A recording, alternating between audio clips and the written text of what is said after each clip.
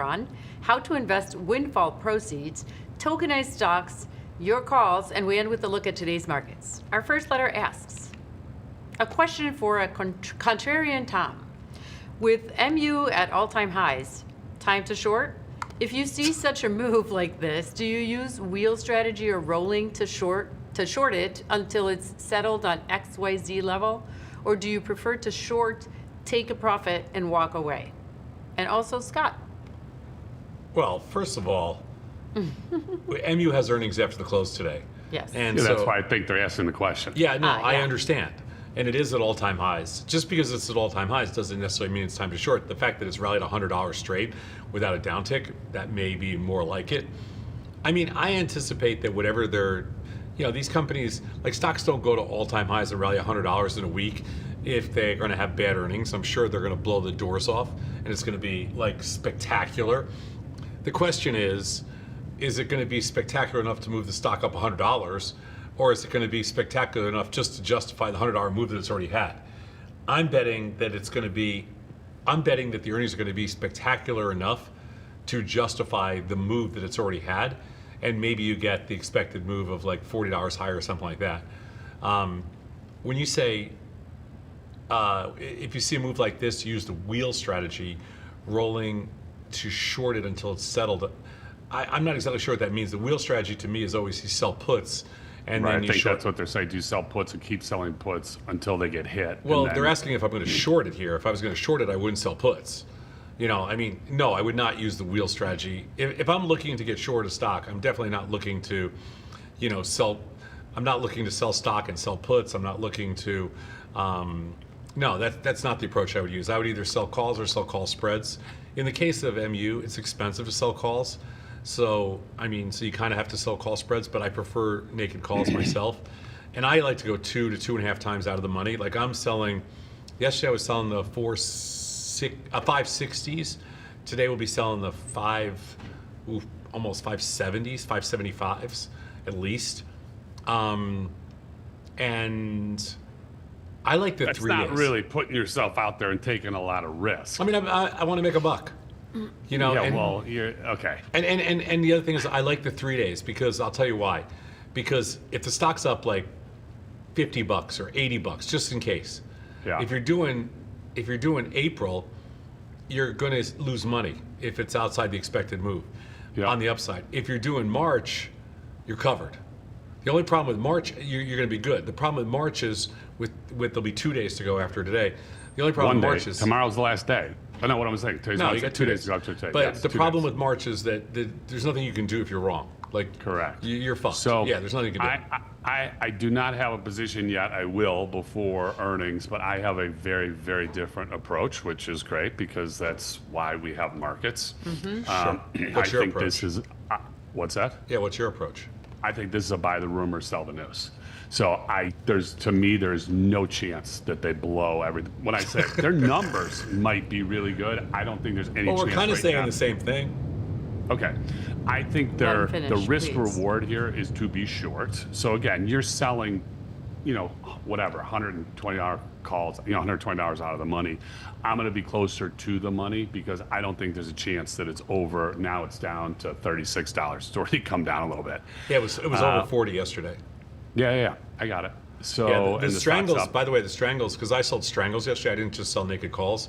The strangles I sold yesterday are already in 50 cents. Yeah. It's coming in already. Yeah, that's they're already why. in 50 cents. Okay, so yes, the stock is at a $100 rally in the last week and a half, 2 weeks, but it's up almost $200, from the end of the year. It's a massive move. I don't care. Right now, I do not have a position in it. It's just, to me, when we talk about price extremes, as you said, it's all-time highs. Does it mean that it has to go down? Of course not.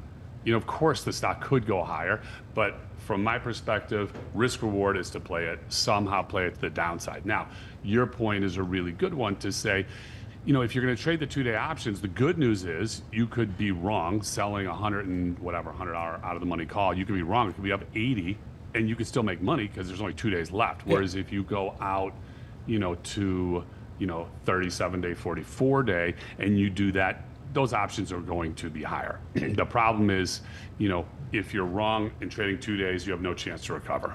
But that's where I'll be You trading. know what's amazing about Micron for people that are, that are just It moves. They're just following it for the first time. It moves. In the end of 2008, early 2009, I bought a crap load of Micron, and I started buying it at $7, $6, and $5. And I think I had a lot, like enough to, like a lot, like tens and tens of thousands of shares, and it got down to like $3 or maybe $2 and something. It took me almost a year to get to break even, and I swore, and I eventually broke even. I didn't make a penny. I didn't lose a penny. I didn't make a penny Micron, and I swore I will never trade Micron again. I black taped it. I swore I would never trade it again. I hated that stock. I cursed it away. And if you told me that 20 years later, not even 20 years later, 18 years later, it would be trading almost $500. Here, so I'm looking, December 9th of 08, it Where traded was the it? low of $1.99. Oh my God. Yeah, I remember it was like $2. I had bought it. It was yeah, I'm I'd saying I'm started looking to at a buy chart it. right now, December 9th of 08. Yeah, I'd started to buy it around, I want to say $7. Now it had come down from like 50 to like, Right. to like $7. And then I bought more, and I quit buying, I think at like $4.50 or something. It got down to $2. I was cursing it every single day. It was Couldn't my wait to get biggest out position. at 6. What? Couldn't wait to get out at 6. Whatever my break even was, my dollar cost average break even, I sold it. every single share of it. Never looked at it again for like 5 years. Took it off my Amazing. screen, never looked at it. Cursed the company, put a voodoo curse on it. Oh, Went to one of those, what do they call them? look at how it worked out. Yeah, I voodooed Your it. voodoo. I voodooed. I think there have been a couple voodoo dolls about of all, what me. is this? I would joke about voodoo. HR It's a legal voodoo both doll. having voodoo That's a dolls. voodoo doll? Right? It's something. I've never heard or The seen mind. it. Do The that mind trick. voodoo that you do so well. Right. Go do the voodoo. Sold? You got that one?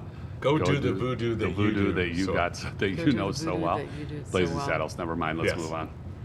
Blazing Saddles, I love that movie. Okay, Dog Pound says, so with all your trades, do you consider wash sales? Do you have a lot of them? Does it factor into your trading? Never ever once. Never have I once. thought. Okay, Never can you once. explain wash sales for yes, I those who will- don't know? No, I'm not going to. You can Google wash sales. That's easy. But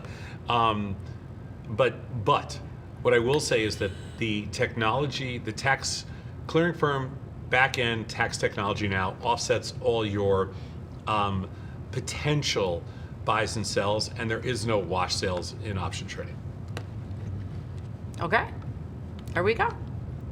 Next up, I'm 56 and my husband is 63. We just sold our home and are both entrepreneurs. There you go. We profited $487,000. Exactly. How should we diversify our profit?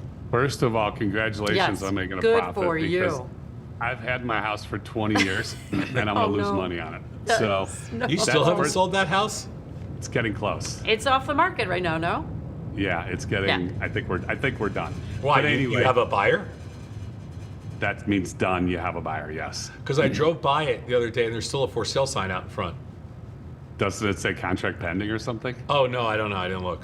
Oof, Okay. that would be bad. I think we have a buyer. Oh, good. Congratulations. Yeah, thanks. At a loss after 20 years. I Oh, can't believe you dang. lost money on that place. I can't believe Yeah. it either. Yeah, me either. Anyway, so You congratulations. should let me have a handle the profit. landscaping. Oh no. Do what? Nothing.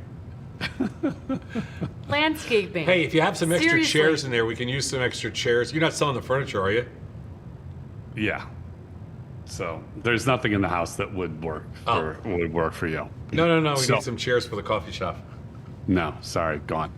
Okay. Anyway, so what are you going to do to diversify? For me, it just depends, obviously, on what percent of the $487,000 profit, what percent of your total assets that is. So can you, at your age, do you need bond income? Not great, a little under 4% right now, but if that's what you need, that's what you need. If you have the ability to go in the market, then that's where I would be. I'd have some combination, of options, some stocks. I know Tom's going to say some crypto. I don't know if I'd go there, and then also have some, interest bearing. But it would really depend on, how meaningful. I'm not minimizing $487,000, but is $487,000, 10%, 20%, 50%, 100% of your liquid assets. That's what I'm gonna tell you something about this question, which is going to change everybody's lives over the course of the next couple of years, because this is kind of like the $1 million question historically. Hey, I got X amount of money, what should I do? Right? Sure. One of the beauties of what AI is going to do for people is you're going to be able to say, I profited 487,000. Right off the bat, I'm going to take $243,500, half that money, and I'm just going to put it in cash. Just forget about it, put it in a T-bill, put it in cash, whatever, it doesn't matter. With the remaining 287,000, with the remaining 243,000, I am going to break it into a couple different pieces, and based on whatever I like, I'm going to put it into an agentic AI tool, and it's going to spit back a portfolio for me that's completely diversified, that's non-correlated, and that has everything in it that I want. And I'm telling you that it's absolutely amazing, and this is what we're building right now in Lossdog. Like, you're going to be able to use the Lossdog platform, and it's going to break down that $243,500 for you and put it into whatever you want. There and you I go. love that Super we're building exciting. it. My question for you is that you're saying AI is going to be your friend that's in Mensa. It's going to be your genius friend. Yeah, it's right? going to be your genius friend. Yep. Okay. You have always said, and I know you believe, nobody knows anything That's when right. it comes to the markets. That's right. Nobody does Okay. know anything. That's not Okay. the point here. It's not about nobody knowing anything. It's about So this is what just- do you want to do, Scott, with your, let's just say let's say this is you. But then you need to frame it that way. Okay, so let's To say this is under me. that- Let's just yeah. say I'm going to give it my perfect example for me. So I'm looking at, so if it was me, I would say, listen, I want to put a small amount of money into digital assets. I want to put a small amount of money into quantum stocks. I want to put a small amount of money into small cap stocks. I want to put a small amount of money into something else, let's just say growth stocks, and I want to trade, okay? I want to create a portfolio for myself that a certain amount of money that I either create a crafted micro futures portfolio, or I create an option portfolio that I'm going to put together of, a combination of some short premium, some short puts, whatever it is, and it'll bang the entire thing out for you in less than 3 seconds, 4 seconds, and you're going to have exactly what you want, and then from there you pick and choose. You're not basically saying to AI, what should I do? You're saying, here's what I want to do, create the most liquid, create a logical liquid portfolio for me that breaks into the pieces I want. It just gives you a starting point. You'll still have to give it instruction. You have to give it instructions for everything, and then you ultimately have to choose as much everything. as possible. Yeah, the more information you give it, but this is where we're going, which is 100 times better than asking some advisor that has no clue, that's picking off a 50-year-old legacy textbook, or using their own firm's recommendations or things like that. Right. The world's changed. Yeah. And I was actually playing around with tools like this morning. They're incredible. Everything with respect to investing, from your advisor to your own portfolio trading, is gonna change dramatically, and it's gonna happen so fast. You're not gonna recognize platforms a year from now that you're trading on today.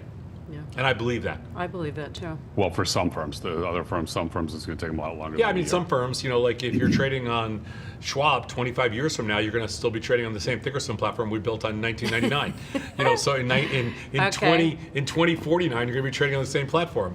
Yes, I agree. That's going to be exactly, and it will still be a good platform 25 years from now. But that'll be an old legacy platform. But there'll be other stuff out there that's going to blow you away. All right, cool. Let's take a call. Remember, 989 Lost Dog. Charlie from New Jersey. Hi, Charlie. Hello. Hey, Charlie, what's What's up? I have up? a Question regarding puts. I was wondering, is there a site or a some kind of a thing that you could use to determine which puts pay the most money? Hold on, Charlie. You're talking about which puts the underlying with the highest volatility has the puts that pay the most money. So you're talking about, Yeah. are you talking about of a specific underlying, which is the best put to sell? Or are you talking about in general, just scan me the highest return on capital put? Which underlying pays the most when you're selling a put? You mean which strike pays the most? No, I think he's saying it's based on Underlying. volatility. I think he wants to know, like, what puts should I be looking at to get paid, which is going to be vol. You know, Okay, because so obviously- so Charlie, what you want to do is you want to base it on delta, not which put pays the most, because they're all going to be part of the same skew.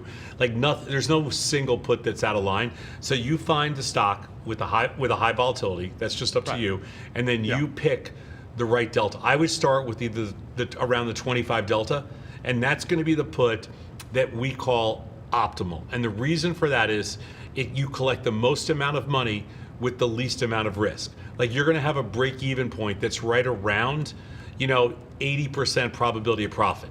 And that's what you want. If you sell the 24, 23, 25, 22 delta put, you're going to have just over an 80% probability of profit, and you're going to collect the most money with the most reasonable probability of profit. So that's you want to do it based on delta, nothing else. Okay, and can you find the delta on Tasty Trade? Of course. You can find the delta on a per strike basis find on the any trade rates. page, and you can even find the implied volatility on a per strike basis on Tasty Trade or on any other platform. Every single All right. platform has it today.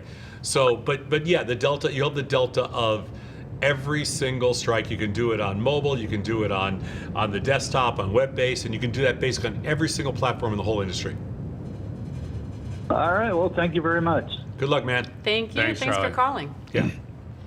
All right, Dog Pound. Bye. Flower Power says, are you still trading OKLO since the big blow off top? I haven't traded.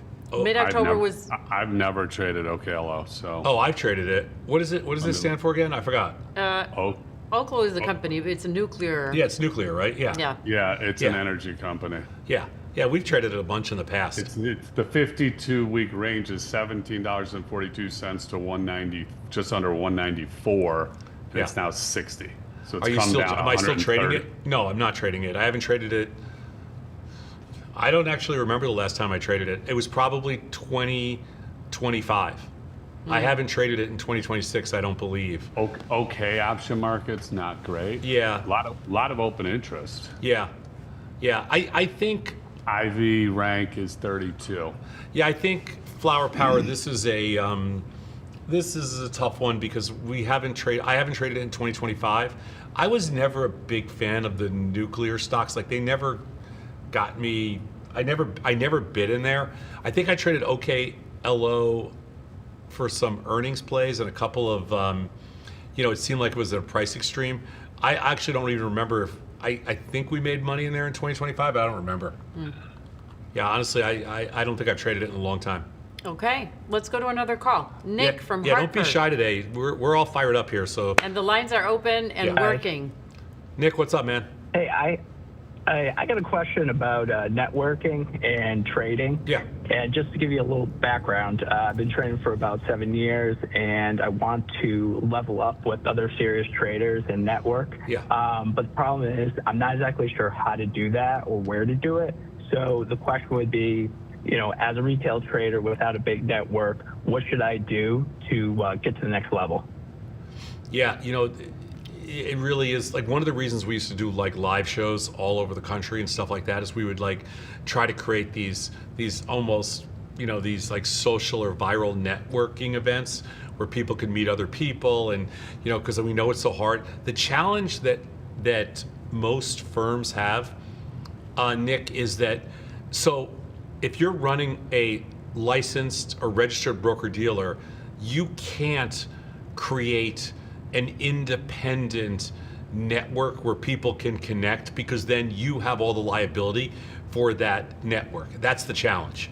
And so, like, if it's something like we're doing now on Lossdog, we have like this, we're trying to, like on Lossdog, we have a community that we're launching in the platform. Sol's actually been working with Jeff, and they're gonna, we're gonna launch an entire community for traders and entrepreneurs inside of the Lossdog platform, because we're not licensed, so we can do that. But for most of the big firms that, the trading firms, it's almost impossible to do, because they have all this liability with what one person tells another person, and it can be considered advice and all this other stuff. But it's coming, Nick. It's coming, and it's going to be awesome. Okay. Yeah, I mean, Sol's give been us working a few on weeks. Yeah. It's going to be really great. Yeah, the technology we're using is super cool. Yeah. And it's been tested, and we want to build one of the largest communities of traders. Yeah, of anywhere in the world. And so we're building out the whole thing inside of the Lossdog platform. You'll be able to meet people in your own city. Yep. I mean, it's going to be great.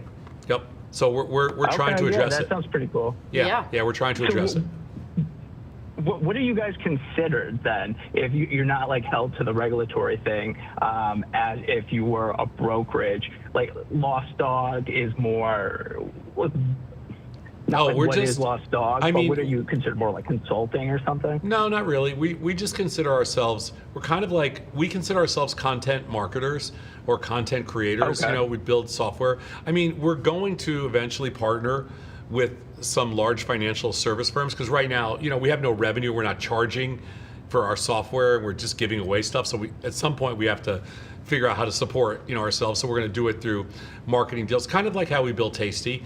But we're not going to be, we're not going to be tied down to any one firm. We're not going to be, in the sense that we're going to be able to say and do whatever it is that we want to do. Like, that's all we care about at this point in our lives. We want to have fun. We want to say whatever we want to say. We want to do whatever we want to do, and we're a very valuable asset as a marketing partner to large financial firms. But we're still going to be, our own boss. We're going to do our own thing, and so we kind of consider ourselves a fintech, a fintech firm, and that lives inside of a digital ecosystem and a trading community. But we don't really have I think we're a content marketer. But we're going to give you tools to better your career and to better your portfolio. We're just building really cool software, and we'll see where it goes. Okay, great. Yeah. Stay tuned. Yeah. All right. Thanks for calling. No problem. Bye. Bye. All right, next up. These are good calls today. Let's keep them coming. Yes, really good. 3 lines are open. I'm Tom. He's Scott. She's Sol. And let's do it. Let's do it. I've heard you say several times now that tokenization of stocks is inevitable. What does that change mean to day traders? Another one is, would it require a separate trading platform, or are they essentially stock tickers that trade 24/7 accessible on the same trading platform? And would they be taxed the same way as stocks? Well, so there's 3 questions. Yeah, well, tokenization, let's understand what tokenization is. It's just taking, it's the transition or conversion of a physical asset to a digital asset. Mm-hmm. Okay, and instead of it'll live, that digital asset will live on a blockchain somewhere. But that's it. I mean, it's not like this.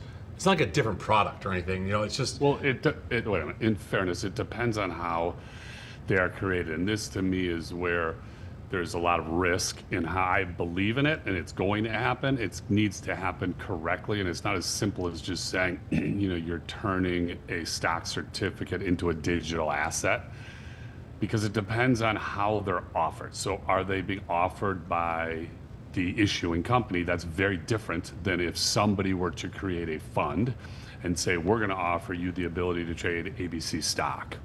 So if you look at what Michael Saylor has done, he has done that with Bitcoin. Okay, but Bitcoin, there is no issuer. But Could somebody do that with, for example, Apple? Somebody could create a fund, and if you didn't know what you were trading, what you were getting, you might not have voting rights, you might not have dividends at the stock-based dividends, et cetera, et cetera. So it's going to be critical that there is some oversight to this to say, look, we need to get there. It's going to happen. It's going to happen, I think, relatively soon, but it needs to be controlled, because if it doesn't, you might have products out there. Tom might have an Apple digitized product. I might have one. Sol might have one. I mean, we wouldn't, but I'm saying companies would. And all of a sudden you're saying, wait a minute, why is my friend's trading here and mine's trading here? Now, ultimately, these should stay within the clearing firm, so that shouldn't be an issue. It will need to go, well, I think it'll need to go through your broker, but that might not be the case either, depending on how they're launched. If they're coming from the issuing companies, they're going to go through your broker. I hope that that's the case, because what it's going to do, settlement will be instantaneous rather than T+1, which it should be. There's going to be no counterparty risk. That's off the table. So there's a lot of upside to doing this. I just think there's thought that needs to go into how it's actually executed. Yeah, I don't think a lot of the tokenization is going to be from the issuer. I think that's going to be rare, and I think that that's a long way away. I think it's mostly going to be done differently in that there are going to be, funds that represent a certain number of shares of stock, and then those shares of stock are going to be traded via tokens. But whatever, what does it mean for day traders? Just more products to trade, more times to trade, more products to trade. Will it require a separate trading platform? Absolutely not. Right. It shouldn't. It Right, won't. it shouldn't. And will it be taxed the same? As far as we know, of course. Why wouldn't it Right. be? Well, because it depends. Again, if it's set up as, if the company's set up as an LLC, are you going to get a K1 because you traded in some product? That would be a disaster. I don't think these are going to be companies issuing tokenized stocks. That's not the way I see this. These are going to be digitized assets trading as tokens. I think that's the way this goes. What we're preparing for here at Lossdog is actually a little bit different. What we're preparing for at Lossdog is tokenized derivatives, which I think is where the real fun and games are going to be, and where the real future is with tokenization is going to be in the derivative space. And that's what we're preparing for, and that's what we're building for. Okay. Let's take our buddy Arthur he's a Dog Pound regular. Beautiful. Hi, Arthur. Ruff, ruff. Hey, thanks for taking the call. Good morning, everyone. Morning. Good morning. I was really curious. I thought Scott and Tom may both be able to speak to this. When you build a stock screener that is good, are there any platforms that will actually do a good back test that you believe in? I know most of the people who are really serious seem to actually build their own, but are there any platforms that you think are reasonably successful with doing that? You mean backtesting a strategy or backtesting what? What are you backtesting? Yeah, backtesting a screener strategy. So, say if you build a screener that spits out an average seven stocks, and just testing that over say 3-5 years, what that strategy actually ends up as. That's a tough question for me. I don't know. I would think it's more on the strategy from an options perspective, so you can go back and back test and see what that looks like. I don't know straight up equities just to say how they're going to perform. Not sure. Okay. I mean, that's a tough one, because I think every online broker has kind of like a legacy backtesting platform. I know Tasty does. I know Thinkorswim does. I know Interactive Brokers does, and so they all have like legacy backtesting. I don't think any of those are, Arthur. I don't think any of that stuff is what's going to look like in the future, because I believe that with all the new technology now, you're just going to type in whatever you want, and then you're going to just say, hey, tell me how this has worked. And I don't think you're going to need legacy backtesting platform. I think those are going away, 100% going away. Interesting. I think it's a simple question. You're going to type it in. You're going to use, some large language model, and it is going to, and that entire old backtesting stuff is going to disappear. That would be pretty cool. Yeah, I don't even see it as part of the next generation of trading platforms. I mean, it sucks up a lot of coding bandwidth, and they're slow, and it makes no sense to have to run those calculations. It just slows down your whole platform. So I think that I think we're going to go in a different direction very, very quickly.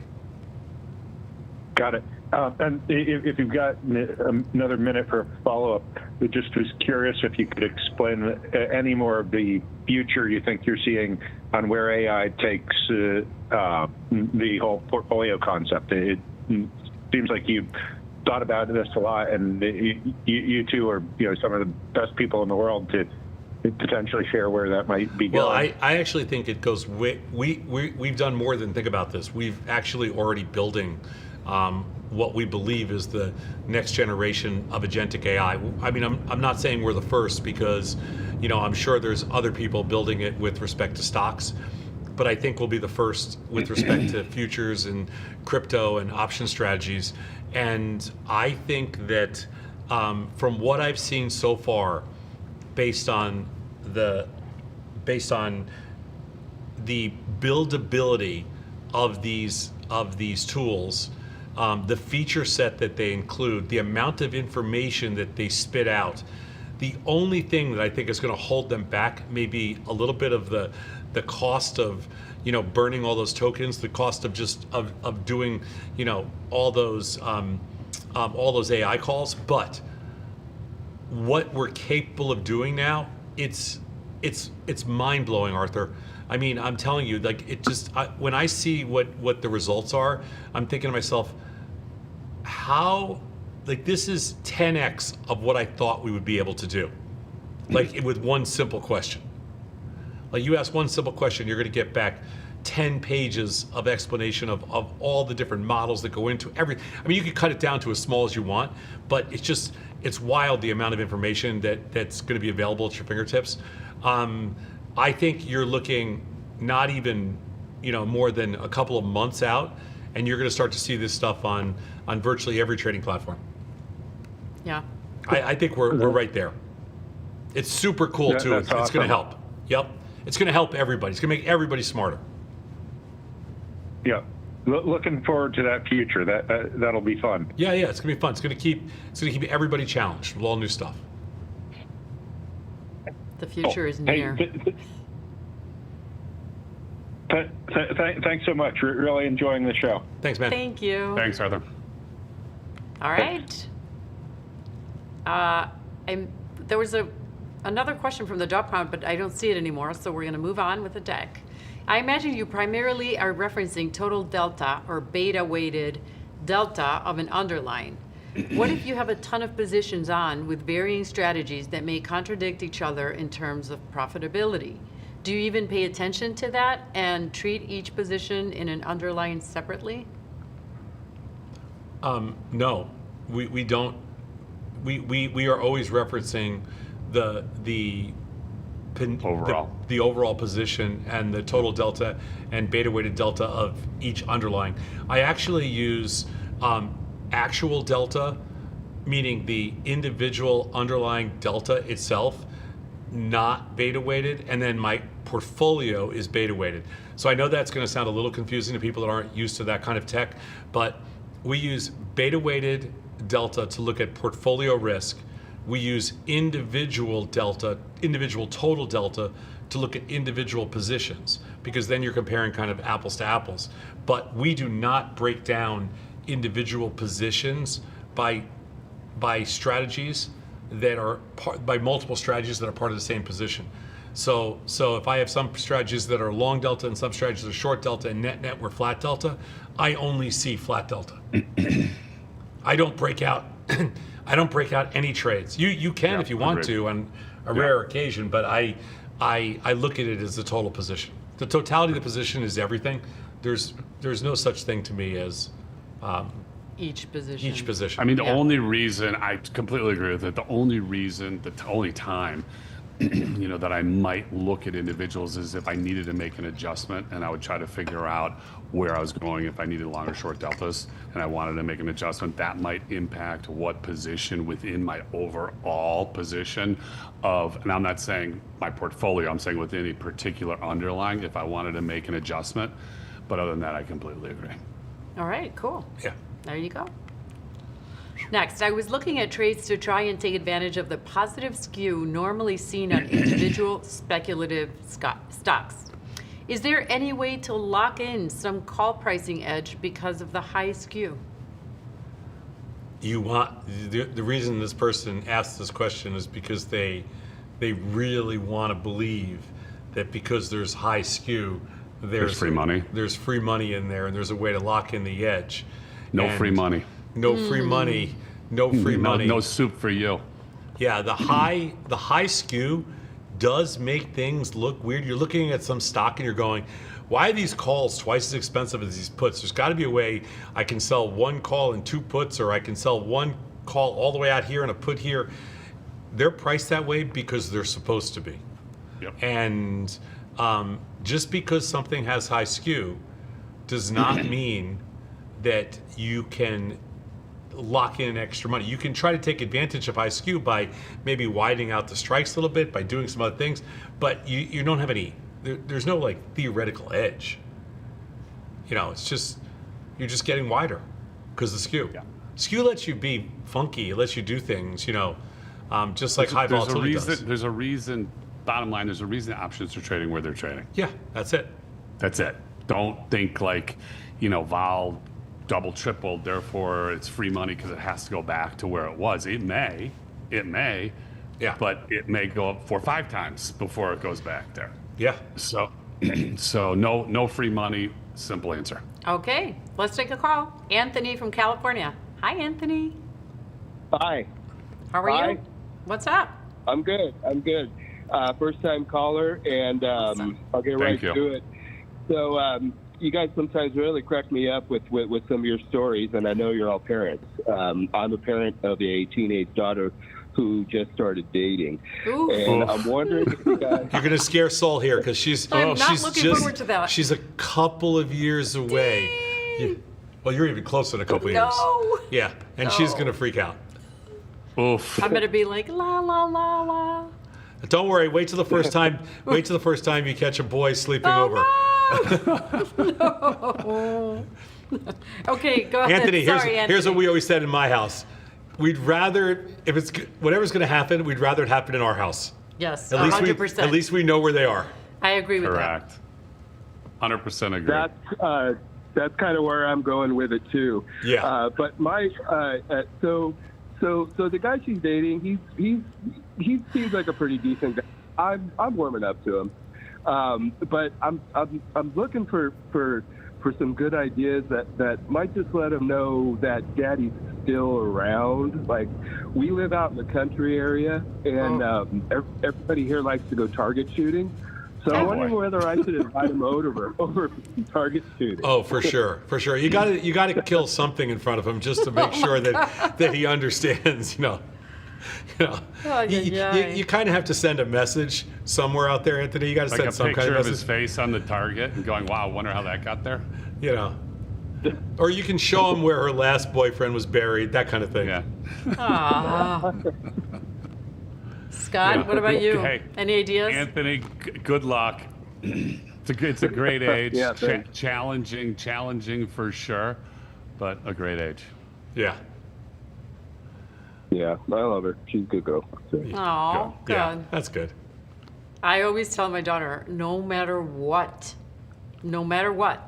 I will always be there to pick you up. No matter what, you will never be in trouble Oh, yeah, so sure. badly. Yeah. Of course you will be. But it will Leave never at be the- I'll that always be bad there to that you get can't but call you're me. gonna pay. You're gonna pay for that call. No, Go no. ahead. I'm like, you have to call me, no matter the time, in no my matter house- the in my place, house, no it was matter the always- circumstance. in my you house- call me, I will be there. In my house, my daughter would call with some of those instances, and she'd be like, "Dad, don't tell Mom." Yeah. Right. See, smart. Yeah. No, in my case, she will be like, don't tell Dad. But that's okay. All right, Anthony, what else you got, man? Okay, well, thank you. Like listening to you guys, learn a lot. All right, cool, Thank man. you. Thanks. Thanks, Anthony. Thanks for calling. Call us again. Yeah, we give- Soul's, we give- Soul's favorite. Our favorite We chess give it, like, dating advice. Yeah, everything. Everything. We talk about Nothing's everything. off limits. Nothing. Well, some things, but mostly everything. All right. Hi, Cesare. I'm glad I'm your favorite. Tommaso, buongiorno. Buongiorno. And Oh, Scott, that was your good. family's in real estate, right? They used to be, yes, a long time ago. That's why I'm trying to touch, have a few questions about real estate. How can you lose money when you're in real estate when your family's in real estate? But Yeah, well, first of all, real estate, they were in for a business. I did it for my home, and I have absolutely no idea. I mean, in fairness, I did buy the house, right before everything imploded in '08, but still, real estate in Chicago just does not move. I've never made a dime I've lived in Chicago for doesn't- 44 it years. I've doesn't never made a move. penny on any house we've ever bought. yeah, no. And the crazy thing is, you can't build anything right now because it's too expensive, and Yeah. still, It's just Don't crazy. timing. The market right now is really bad in Chicago. What's I don't know. timing I'm just and happy. I'm location. happy that housing I'm almost market. out. Oh, really? I think there's a shortage of housing in Chicago right now. It's bad. Well, Yeah. well, I have a niece. She and her husband are looking for something. They said as soon as there's an open house, people around the block, and there's 5-10 offers that are over the asking price immediately. Yeah, it's And crazy. the house isn't even worth it. It's crazy, A lot of times. but not my house. But unless you have No, a Sheridan, your house is amazing. He's got a McMansion. I just don't understand. except for It's weird. McMansions. Crazy. So, my real question is about investing in land or fractional farming. It kind of brings me back to when the reason why my family's in America is because they went into a venture in Italy that went south, and then it was all hands on deck trying to save the farm.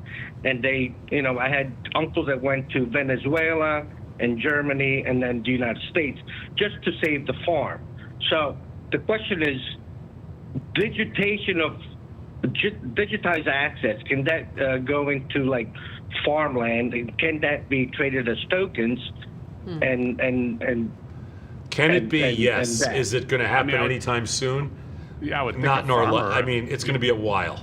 Yeah, if a farmer wanted to do it, I mean, everything I hear Oh about my being God, a farmer is it's just a disaster, and the margins are so small, and I feel for them because Yeah. anytime there's an issue, they're worried about, are they going to literally lose the farm? So Yeah, but he's not just an talking area- about land. He's just talking about digitizing land, not farming it. I mean, digitizing land is going to happen, but I think it's a long way away where it's transactional. Yeah, I mean, Well, does it move? will tokens bring in volatility to the whole to the land? Like that's almost like Well, by it's a definition, sure, because it's adding liquidity because you can buy smaller pieces of it. But when you think about it, it didn't really help. When they started to digitize, like for example, and fund off like the art markets and stuff like that, it didn't really help the art markets. I don't think it's going to help the raw land because small investors have never really participated in land purchases. It's always been like a very rich person's game. For just it's generational money. I think that's a tough one. Yeah. Down on the list of items that will be digitized. Yeah. Probably will get there, Yeah. but a long time from Yeah, now. I don't see it happening anytime soon. Yeah, agreed. Okay, and so I know you said there's going to be an option where you can meet people in your own city. So let me extend out an invitation to Mike of Westchester because he's not too far from me, Oh, cool. and the other Mike from Scranton, even though he's a Pittsburgh fan, Steelers fan. Yeah. That's a hard no-go on the meetup. They can come over here and we'll enjoy my gardens and listen to the show. when Oh, it's that time. would be so lovely. We're going to make it happen. Excellent. Yes. Thank you, guys. Ciao for now. Thank you. Bye. Ciao, ciao, ciao. Ciao. All right. Oh, I'm looking forward to it. It's going to be so fun to build community. All right. Next up, do you see AI having a negative or widening or positive or narrowing impact on the gap between the rich and the poor over the next few years? Robert. I mean, Well- I don't see how it doesn't help. I don't see how it doesn't help narrow the gap. Yeah, and hopefully. so I don't see how I think that those with less benefit more from AI, because what it does is it is truly a playing field leveler. Yeah. And so I cannot, it gives people access to information and to technology and to opportunity that they never had before. mean, I don't look know how at it doesn't help to narrow the gap. You know, similar to the internet, what the internet has allowed people to do, and it's funny because you have a generation that grew up with the internet, we didn't. But if you think about how it leveled the playing field for a lot of businesses, you could get into a business that you might not have been able to get into because you have access to the internet, you build a website, and boom, there you go. Whereas Right, prior to having the internet, how did you get out to reach people? Hopefully, what AI does is it helps. And I agree with Tom. It's going to be hopefully a bigger tool for the people that have less than it is for the people that have more. Now, if you talk about the financial gap, the issue that I see to offset that is the wealth gap allows people to own equity so that they might benefit financially because they've made an investment that somebody else couldn't make. But from a day-to-day, from a personal growth standpoint, from a job standpoint, I think it's going to give those that don't have as much a greater opportunity to lift themselves up. Yep. Cool. We have a poll in the dog pouch.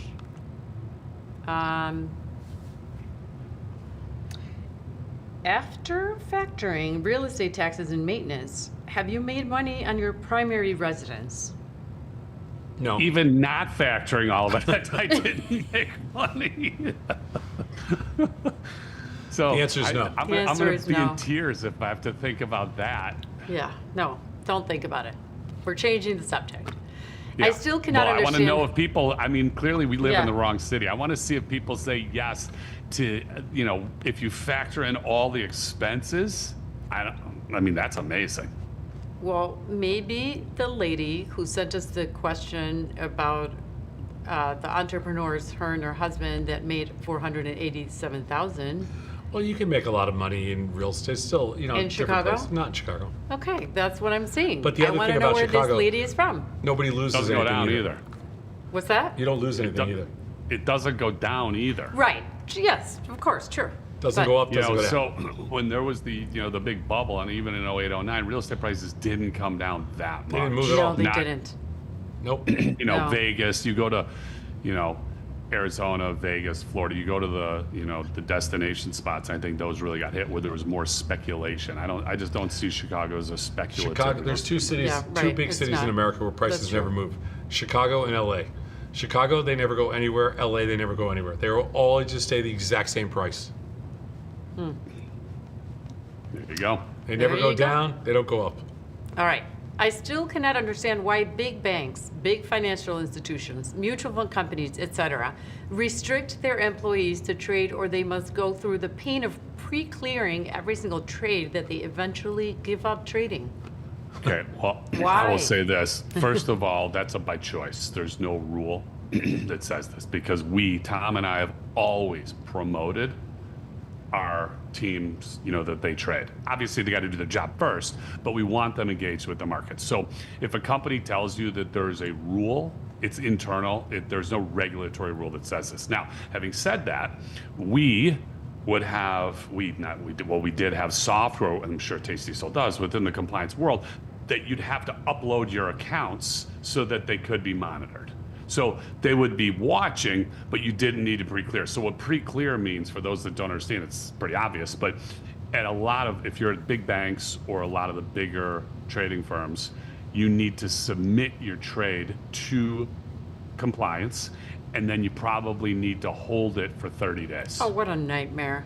Nightmare. So what that does is it takes derivative trading off the table. No, it's all completely off the table. Yeah. Yep. And the reason that they do it, it's really old school, but the reason that they do it, it's optics. They don't want it to look like one of their employees potentially was trading against a customer. It's silly. That time has come and gone. They need to give up on Yeah, that. There are, yeah. again, as I said, there are tools that they could use to proactively watch your trades. And if they think that there's an issue, they could bring it to your attention. They should just let the people trade. I mean, it is so ridiculous in 2026. Yeah. Like right now, you know, a casino can tell you if you're counting cards. A online sports book can tell every single Well, bet. they throttle you. If you make money, they just shut you down. They basically can tell every single bet that people make if there's something that smells. Yeah. In the old days, you know, like especially when I first started on Wall Street, there could be some big order, and then everybody could like try to front run the order and all this kind of It's called stuff. front running, where you go But- against, you put your order in before that order. But that doesn't exist anymore, and nobody even sees what customers are doing because it's all electronic. So it makes Correct. no sense whatsoever. But it's just Correct. erring on the side of, hey, we just don't want any issues or anything like that. Yeah. It's There's no upside as they see it. Yeah, I it's disagree. stupid.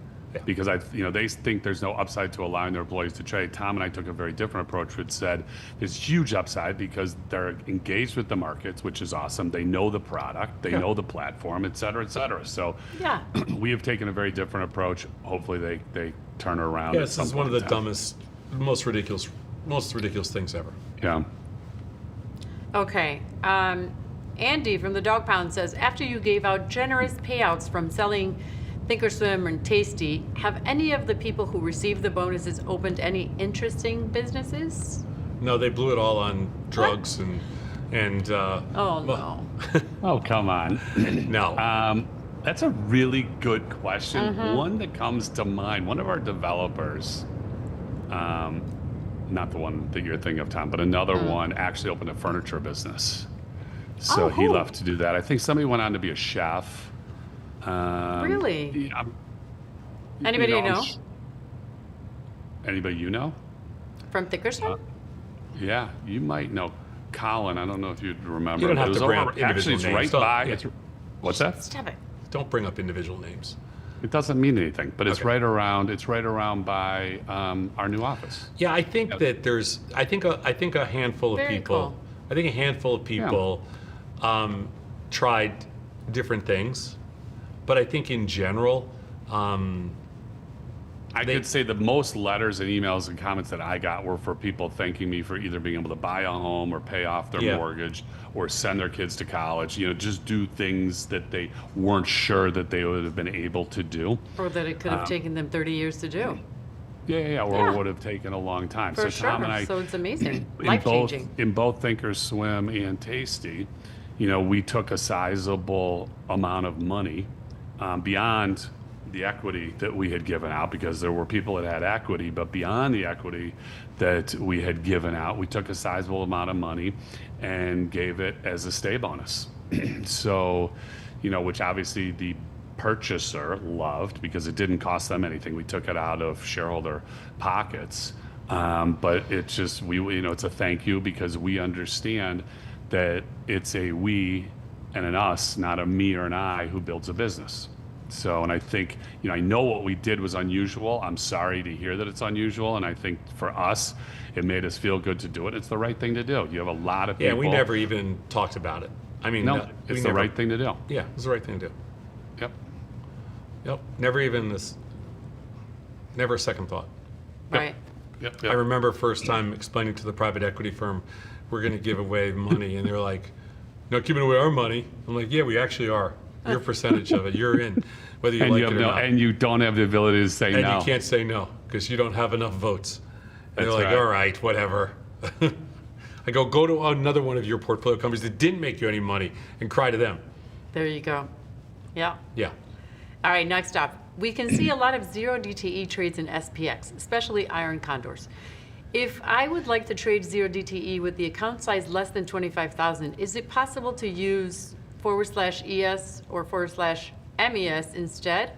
Are there PDT limits for this? The pros and cons of trading SPX versus futures options. So the simple answer is two things. One, PDT is going to be gone hopefully next month. Yeah, but there are no PDT limits for that anyway. But there are no PDT rules on futures or futures options. PDT is strictly for equity options. So while you would be facing the rule, if you're an SPX, Apple, Google, Meta, anything like that, if you're trading ES options or MES, there is no PDT rule. And great substitute. And actually, I think the CME doesn't realize how much business they're going to lose on the retail side, because you have had so many customers who have been negatively impacted by the PDT rule where they couldn't day trade. So they've, found, ES, MES, NQ, et cetera, to trade as a replacement. And it works really, really well.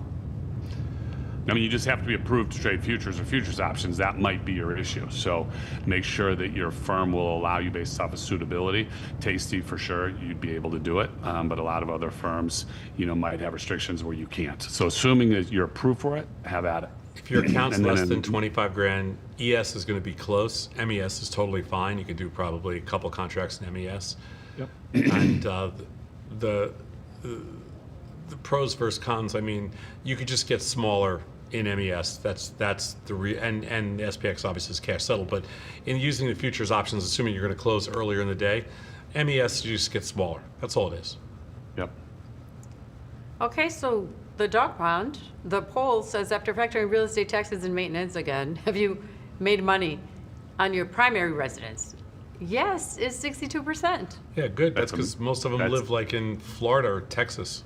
That's amazing. That's great. That's good. Listen. Yeah, It's amazing. Good for them. Yeah. good for them. Not here in Chicago. All right, next up. I just did my taxes using a well-known software. It was done in about 1/8 the time and about that much less cost instead of my accountant who retired on me. And we all know trading now is practically free, making brokers nearly a thing of the past. This makes me wonder what other finance jobs are on the verge of being obsolete due to improving and superior technology. Investment advisors for sure.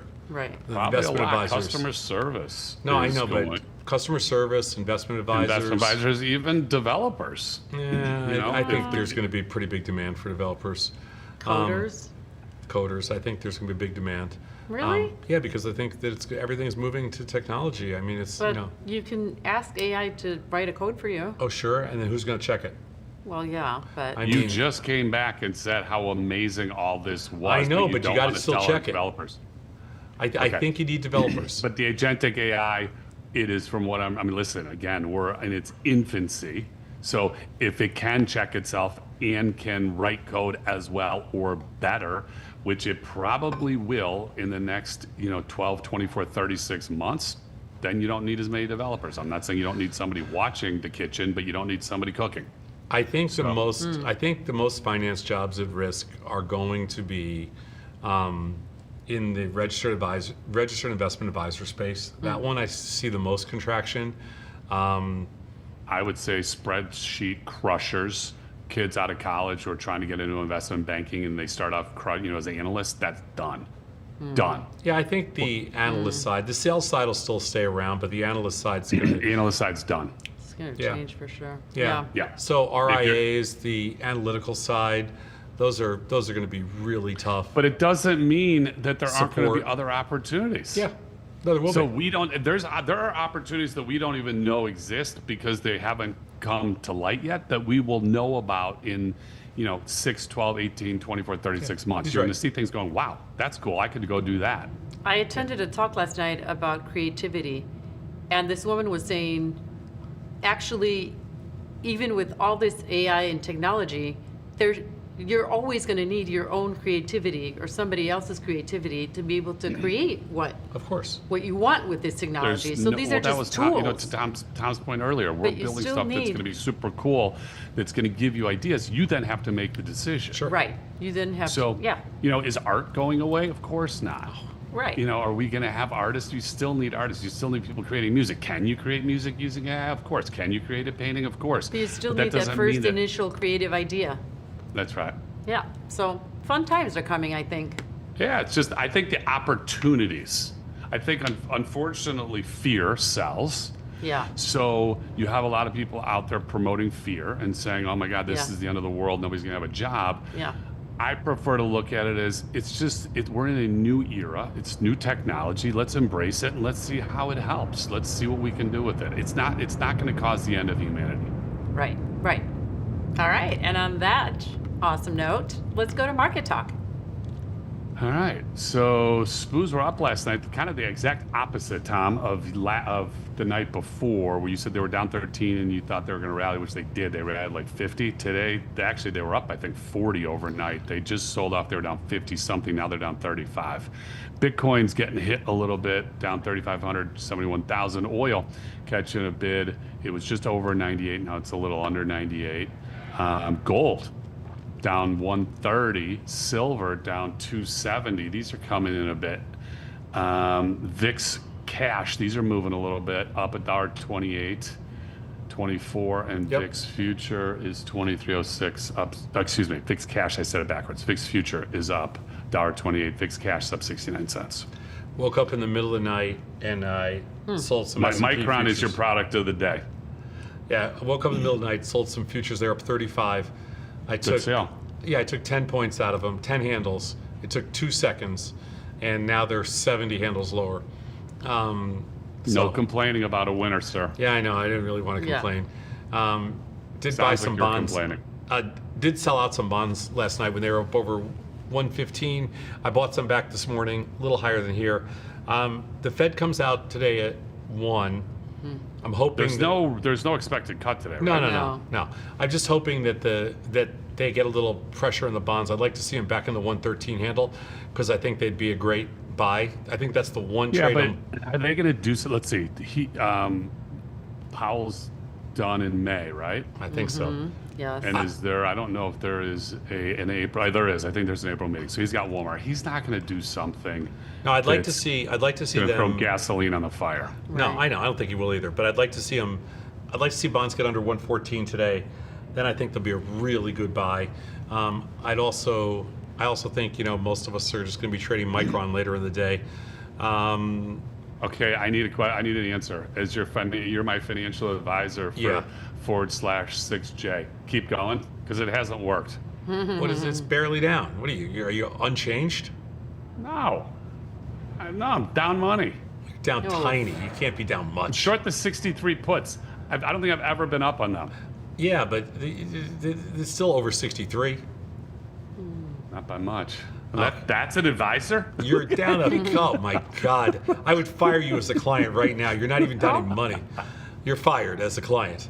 Oh, fair enough. You got to sell more. I mean, enough. I haven't rolled my puts yet. I'm still in. I think I'm in 16. Yeah, I'm in March, I think. So I got to roll to April. But no, you just with the yen, you just got to stay short puts, and then when you get a rally, it'll rally a couple thousand points, and you'll be up money. Then you'll roll forward. Then I'll thank you. Yeah, at the end of the year, you'll see it'll probably be your best trade of the year. Oh, Perfect. okay. There we All go. right. Yeah. Remember Good to luck like with- this video and subscribe to our YouTube channel and send us your emails at oneluckydog@lossdog.com and call us Monday through Thursday from 9 a.m. to 10 a.m. Central at 989 Lost Dog. That's all I got. Ciao for now. Happy Wednesday. Happy Wednesday. Bye. Slash Yes, take us out. slash. Take us out, babes.